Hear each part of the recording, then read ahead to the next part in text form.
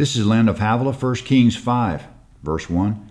Hiram, king of Tyre, sent his servants to Solomon, for he had heard that they had anointed him king in the place of his father, and Hiram had always loved David.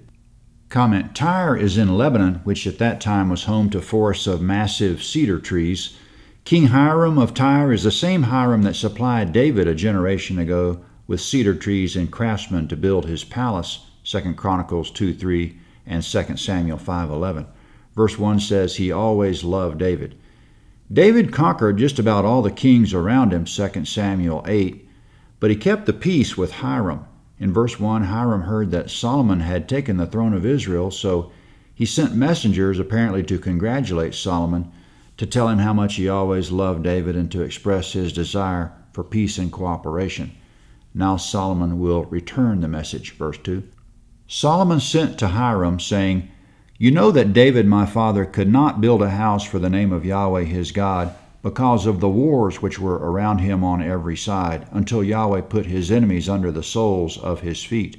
But now Yahweh my God has given me rest on every side. There is no enemy and no evil occurrence. Behold, I intend to build a house for the name of Yahweh my God, as Yahweh spoke to David my father, saying, Your son, whom I will set on your throne in your place, shall build the house for my name." Comment: Solomon told Hiram, "Yahweh told my father long ago that I would inherit the throne and build a house for his name. Now I intend to do it because I'm at peace and there's nothing stopping me." Solomon goes on in his message to Hiram, verse 6. "Now therefore command that cedar trees be cut for me out of Lebanon. My servants will be with your servants, and I will give you wages for your servants according to all that you say. For you know that there is nobody among us who knows how to cut timber like the Sidonians." Comment: Solomon says to Hiram, "I need some cedar for Yahweh's house. Please provide some of your expert cutters, and I'll provide some unskilled labor, plus I'll provide payment." Verse 7. When Hiram heard the words of Solomon, he rejoiced greatly and said, "Blessed is Yahweh today, who has given David a wise son to rule over this great people."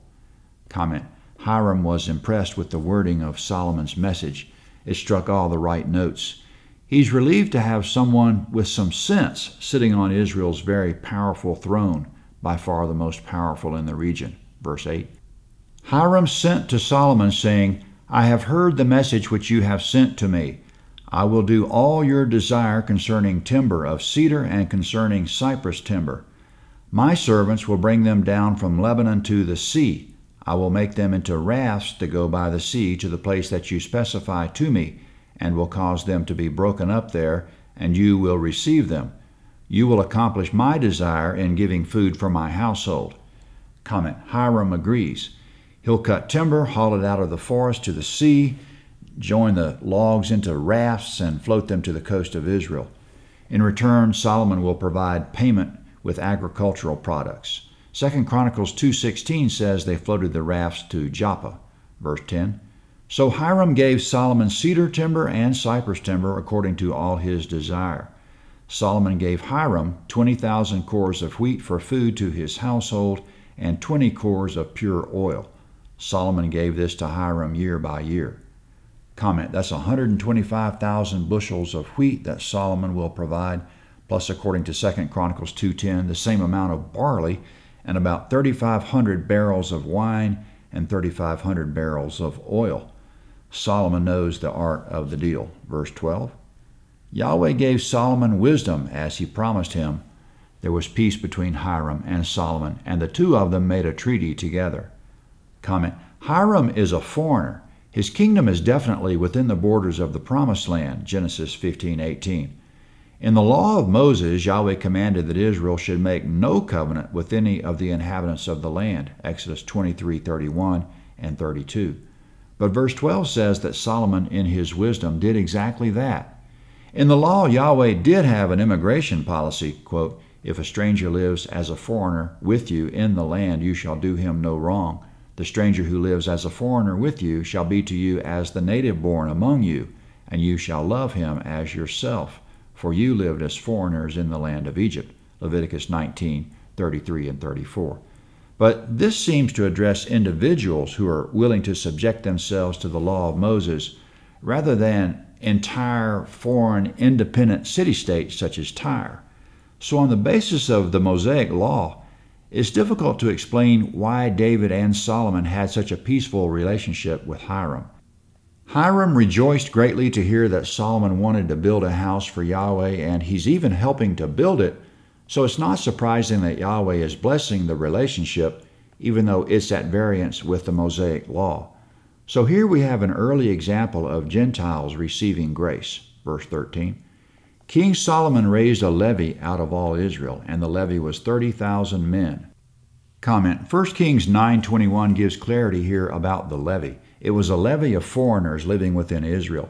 Solomon conscripted 30,000 of them to go to Lebanon as unskilled labor to work alongside Hiram's skilled lumberjacks. Verse 14. He sent them to Lebanon, 10,000 a month by courses. For a month they were in Lebanon and 2 months at home, and Adoniram was over the men subject to forced labor. Comment. Those 30,000 foreigners worked a month on and 2 months off. Coming up, there are a lot of other forced laborers. Verse 15. Solomon had 70,000 who bore burdens and 80,000 who were stone cutters in the mountains, besides Solomon's chief officers who were over the work, 3,300, who ruled over the people who labored in the work. Comment. 2 Chronicles 2:17 and 18 bring clarity here. The 70,000 burden bearers, 80,000 stone cutters, and 3,300 bosses, roughly 150,000 in all, were all descendants of the inhabitants of the Promised Land, Amorites, Hittites, Perizzites, Hivites, and Jebusites. David counted them in the census, 2 Samuel 24. 30,000 of them went back and forth to Tyre. Verse 17. The king commanded, and they cut out large stones, costly stones, to lay the foundation of the house with worked stone. Comment. In verse 15, they cut the stones out of the mountains, then at some point they transported them to Jerusalem. They were costly stones, meaning massive stones. It took the muscle power of thousands. Verse 18.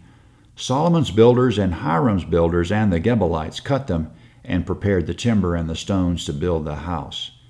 Comment. On the temple project, Hiram provided Israel with experts in cutting timber and stone. The terms Gebal and Gebalite appear only a few times in the Bible and never with any elaboration, so they're obscure. The materials are coming in for the temple. Time to start building. 1 Kings 6 is next at landofhavilah.net, 1 Kings 6. This is the map of 1 Kings 5. The timber for Yahweh's house, or the temple, came from the forests of Lebanon near Tyre. The timber was transported to the sea, loaded in rafts to Joppa, which is now modern Jaffa, Israel. Then they transported the wood overland to Jerusalem. The stone came from the mountains, presumably as close as possible to Jerusalem. 1 Kings 6 is next.